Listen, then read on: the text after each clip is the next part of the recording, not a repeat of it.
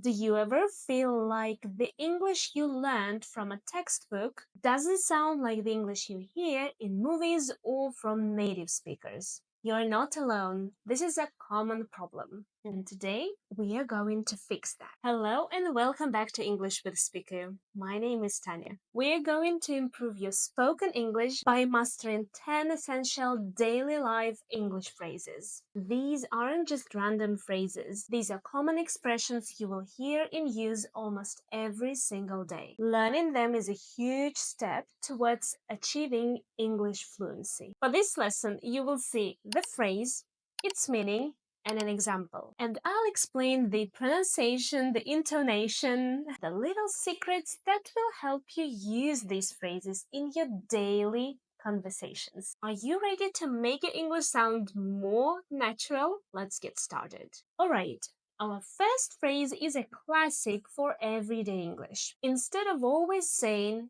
how are you? How are you? Which can sometimes sound a bit formal. Try this one. How's it going? How's it going? The key to natural pronunciation here is how we link the words. We don't say, how is it going? Native speakers always say it quickly, so it sounds more like, how's it going? How's it going? The it almost disappears. How's it going? How's it going? Notice my intonation goes down at the end. How's it going? How's it going? It's a friendly, relaxed greeting. This is perfect for when you see a colleague, a friend, or a neighbor. Here's another great phrase to improve your English speaking. Instead of I'm going to the store, a more common and natural way to say it is I'm heading to the store. I'm heading to the store. Heading to just means you're on your way to a place. It makes you sound much more fluent. For example, in the morning, you can tell your family, all right, I'm heading to work now.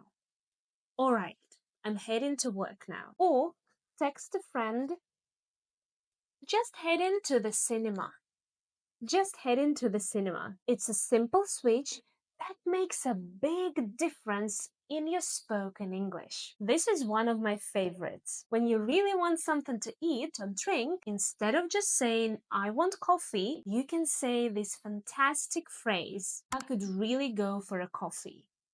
I could really go for a coffee. It expresses a strong craving or desire in a very natural way. It shows that the idea of drinking coffee, for example, is very appealing to you right now. After a long day at work, you may say, I could really go for some pizza tonight.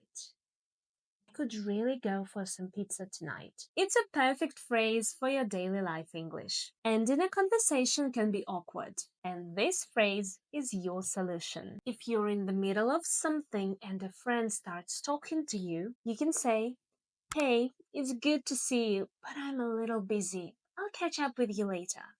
I'll catch up with you later.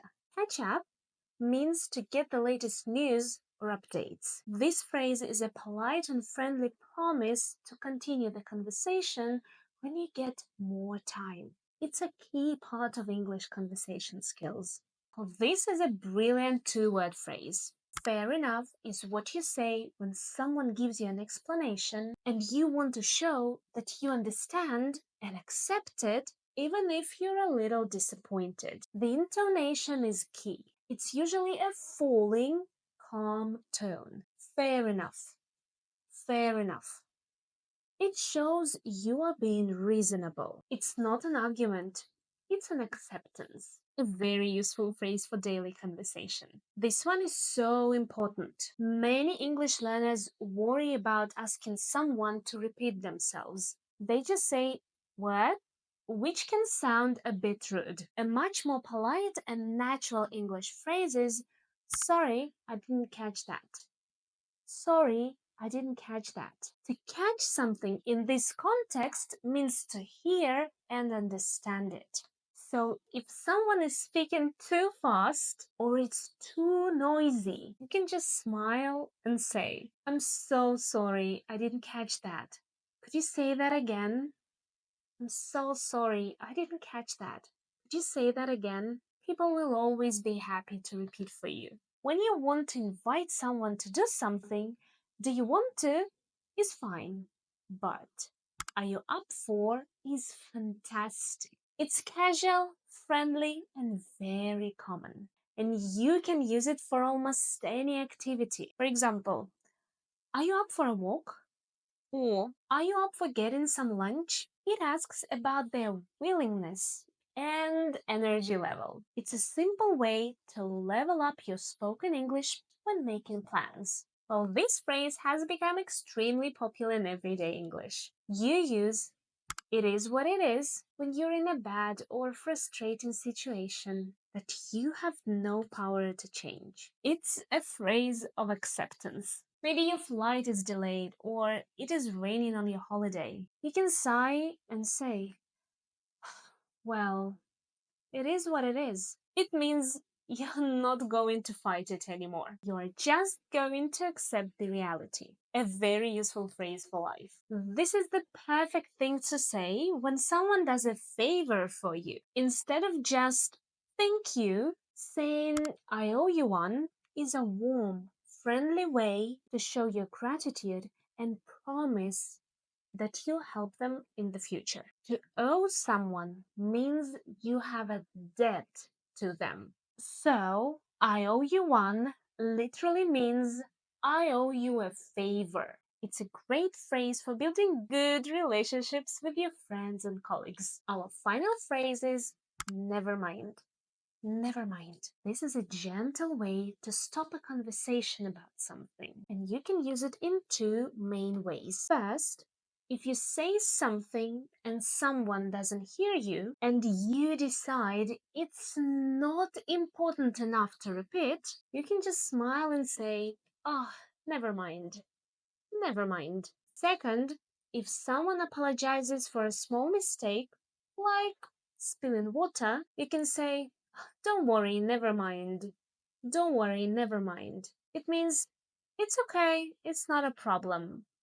It's okay, it's not a problem. A very useful phrase for smooth daily conversation. And there you have it. 10 essential phrases for daily life English. You did an amazing job. Let's do a very quick recap of the phrases we've learned today. How's it going? I'm heading to. I could really go for. I'll catch up with you later. Fair enough. I didn't catch that. Are you up for? It is what it is. I owe you one. Never mind. Remember, the key to English fluency is not just memorizing words, but practicing them so they become a natural part of your vocabulary. So now, I have some homework for you. This is so important for your English learning. In the comments below, I'd like you to choose one phrase from today's English lesson and write your own example sentence. I would really love to read them all. If you found this lesson helpful and you want more tips to improve your spoken English, like, share, and subscribe.